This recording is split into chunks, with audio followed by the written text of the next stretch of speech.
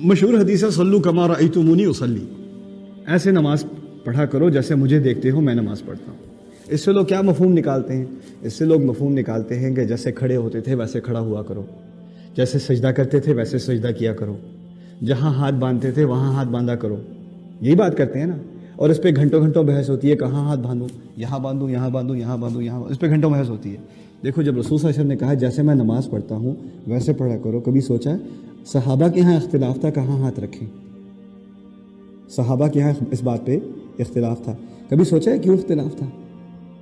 اختلاف صرف اسی لیے ہو سکتا ہے کہ اس چیز پر اتنا دھیان نہیں تھا، کسی اور چیز پر ہوتا ہے، معلوم ہوتا ہے نماز میں کسی اور چیز پر بہت زیادہ دھیان تھا کہ اس پر اتنا دھیان ہی نہیں ہوا کہ تمام صحابہ ایک ہی جگہ ہاتھ رکھیں۔ تو دماغ کہاں تھا ان کا؟ اصل مقصد نماز کا کیا ہے؟ انسان اللہ تعالیٰ کے ساتھ دل لگائے، دنیا کو بھول جائے، جو کلام سنایا جا رہا ہے اللہ تعالیٰ کی طرف سے اس کی دنیا میں گم جائے، یہ مقصد ہے۔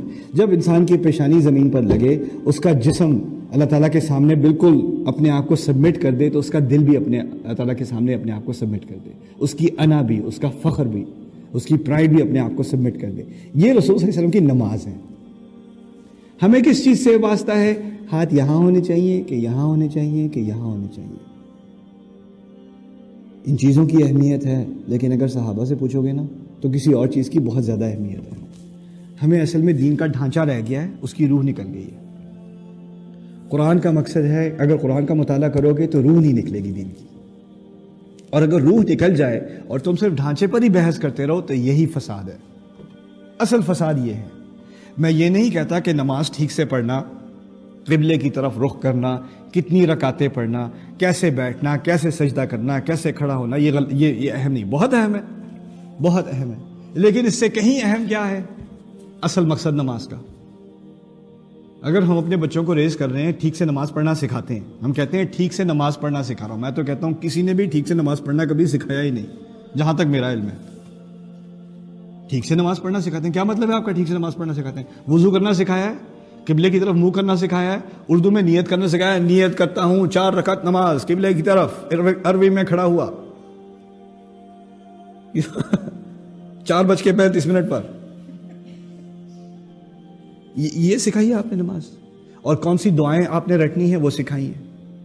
جب اس بچے کو یہ بھی نہیں پتا میں نماز پڑھ کیوں رہا ہوں، 15 سال کا ہو گیا ہے، 16 سال کا ہو گیا ہے، 17 سال کا، 18 سال کا مرد ہو گیا ہے، ابھی تک اس کو یہ نہیں پتا میں نماز پڑھتا کیوں ہوں۔ اگر اسے پوچھو کیوں پڑھتے ہو، کہتے ہیں یار اماں غصہ کرتی ہیں، بابا غصہ کرتے ہیں۔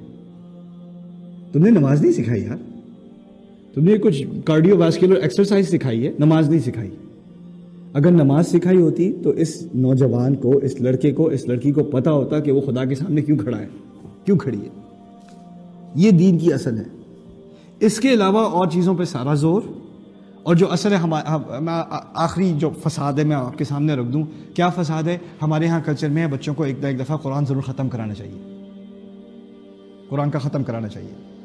اب ہمارے ہاں بہت ساری فیملیز ہیں، میری بھی فیملی ایسی ہے، ہمارے کوئی خاص ریلیجس فیملی تو ہم تھے نہیں، لیکن قاری صاحب آتے تھے، کیا کراتے تھے؟ ناظرہ کراتے تھے قرآن کا، جلدی جلدی 1 سے 12 مکمل کرو، 30 نشستوں میں قرآن پورا ہو جائے گا، چلو بچے کا قرآن ختم ہوا، پارٹی کرو، کچھ تحفے دو ادھر ادھر، اور ہمارا قرآن سے تعلق مکمل ہو چکا، ہم گریجویٹ ہو چکے قرآن سے۔ اب باقی تمہیں کچھ نماز کے لیے کچھ چھوٹی موٹی صورتیں یاد کر لو، تمہارا اللہ خیر صلاح، تمہارا معاملہ طے ہو چکا ہے، تمہارا اسلام فارغ ہو گیا، گریجویٹ ہو چکے ہو۔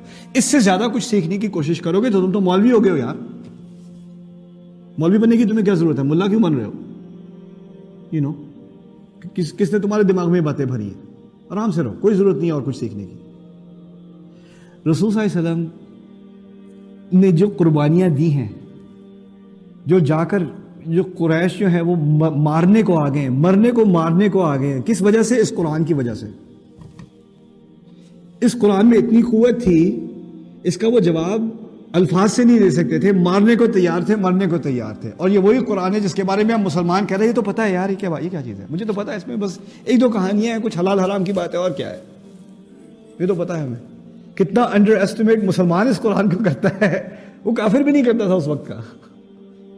وہاں رسول کے زمانے میں تو کافروں کے قصے، صلی اللہ علیہ وسلم ان کے زمانے میں تو کافروں کے قصے ملتے ہیں، قرآن سنتے ہیں اور سجدے میں گر جاتے ہیں، رونا شروع کر دیتے ہیں، کافر۔ اب مسلمان کو دیکھو قرآن سنتا ہے تو کیا ہوتا ہے؟